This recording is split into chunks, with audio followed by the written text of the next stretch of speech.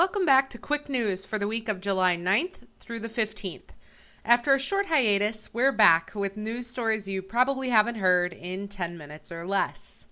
First story today has to do with everyone's favorite new mobile game, Pokemon Go. If you haven't seen it yet, Pokemon Go is the latest craze, causing kids and adults alike to stand outside like zombies staring at their phones. And while the argument for the game is that it's getting people outside, when we told you to go outside, we didn't mean stand motionless in the middle of a field and stare at your phone. The game has been living up to all of our expectations and causing some pretty predictable accidents. This includes a Wyoming girl who wandered around near a river playing the game and stumbled upon a dead body. And I went underneath the bridge, and then when I went underneath the bridge, I seen something in the water, and I just tried to see what it I just looked a little closer, and I found a person just face down in the water. And two California players who walked straight off a 90-foot cliff in Encinitas. It took a team of firefighters and lifeguards and special equipment to assemble a cliff rescue rope rig, and they ascended down the side of the bluff here and actually had to put a harness on one of these individuals and bring them back up. Police and firefighters are pretty fed up with the whole situation, especially the fact that the game classifies police and fire stations as public areas, and Pokemon Go players have been calling 911 nonstop trying to gain access to firehouses and jails. Next up, if you live in Salem, Oregon, you might find $100 in your next box of cereal. A man known only as Benny has been leaving $100 bills around stores, markets, fairs, and festivals since 2013. Named for Benjamin Franklin, who appears on the $100 bill, the mystery philanthropist has inspired generosity throughout the city, with many recipients choosing to pay it forward and help others in need with their $100. It's even inspired a new slang in the Oregon city. To get bennied is to find the bill, and finders are called beneficiaries. Michigan police are going to start conducting roadside drug tests. If a driver in Michigan is pulled over and appears to be under the influence of drugs, specially trained drug recognition experts will conduct traditional field sobriety tests. You know, touch your nose, walk a straight line, that sort of thing. But it doesn't stop there. After that, the officers will now be using a saliva-based test to check for marijuana, heroin, or cocaine. Statistics show that the total number of traffic accidents involving drugs has reached a decade high in Michigan.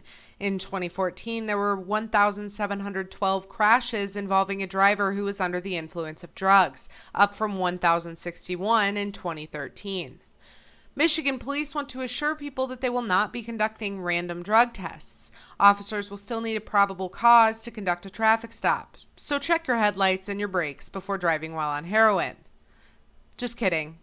Please don't drive while chasing the dragon. A little bit of political news for you this Friday. The Democrats have released their national security plan, and it looks like someone procrastinated and had to write the whole thing in a couple of hours while chugging a Red Bull. The plan is less than 2 pages long and focuses mainly on cutting down on internet radicalization and restricting gun sales. The plan was unveiled yesterday by House Minority Leader Nancy Pelosi and Minority Whip Steny Hoyer. Let me tell you, if the Democrats think that they can boil a plan that they say is an agenda for a stronger America down to a page and a half, they're doing us a great disservice. There is no way that their national security plan can be summed up in a page and a half. For reference, the Republican plan is 23 pages long, about 15 times the length of the Democrats' plan. Their two solutions to combat global terror and ISIS are to shut down our First Amendment rights on the internet and to make it harder to exercise our Second Amendment rights. Specifically, the Democrats are pushing the no-fly, no-buy bill in their plan, a bill that will prevent individuals on the FBI's no-fly list from purchasing a gun. You know, that list that has no due process and has been proven to be erroneous in the past. They're also proposing to boost airport security in the plan, and we all know how well that works. Speaking of Democrats, Hillary Clinton has proposed permanently resettling close to 1 million Muslim migrants in her first term alone. Between 2001 and 2013, the U.S. has permanently resettled 1.5 million Muslim migrants on green cards, and Hillary Clinton plans to make that population grow as quickly as she can. In a single year, Clinton plans to admit an additional 65,000 migrants from Syria. That's up from the 10,000 Obama is on track to settle this year. Even better, analysis from the Senate Immigration Subcommittee has found that this plan to expand migrant resettlement could cost the taxpayers over $400 billion, as well as the fact that, due to chain migration, migrants will be allowed to bring over family members once they receive their green cards. Shockingly, U.S. Census data shows that if Hillary Clinton is elected and able to pass her proposed immigration expansion bill, the U.S. could resettle roughly 9.4 million migrants in her first term alone. That doesn't count the 11 million illegal immigrants already here to whom she promises amnesty and U.S. citizenship. And don't think Republican leadership has our backs. Paul Ryan has led the pro-Islamic immigration wing of the Republican Party, speaking out for policies to expand Muslim migration into the United States. Donald Trump's immigration plan comes in stark contrast to Hillary Clinton's plan. He proposes to put a hold on Muslim immigration until we can revamp our immigration policy. He's called for a, quote, common sense mainstream immigration policy that promotes American values.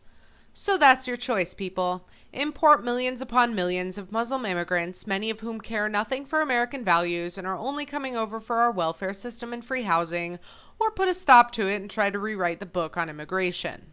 Well, that's it for Quick News this week. If you have a story you think I should do in Quick News, tweet it at me with the hashtag #QuickNews. And be sure to follow me on Twitter for news, insight, and general lols. Click that big red button to subscribe and join the skeptical family where we put logic and reason above feelings and emotion. Thanks for watching.